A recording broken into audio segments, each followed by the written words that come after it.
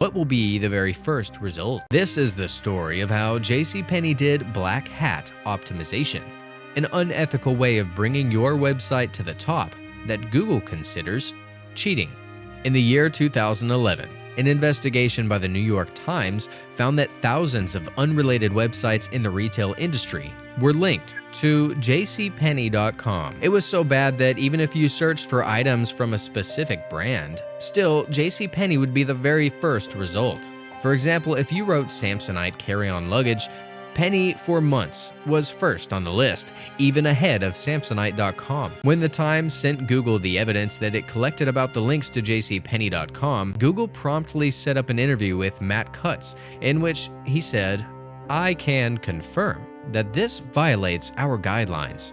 Google did not stand idle. They punished JCPenney for this fake way of bringing their website to the top. At 7 p.m. on a certain Wednesday, JCPenney was the #1 result for Samsonite carry-on luggage. 2 hours later, it plummeted to the 71st spot in line. At 7 p.m. on a Wednesday, Penny's was the #1 in searches for living room furniture. By 9 p.m., it sank like a rock to spot 68. In other words, in one moment, Penny was the country's most visible online destination, and in the next, it was effectively buried by the internet.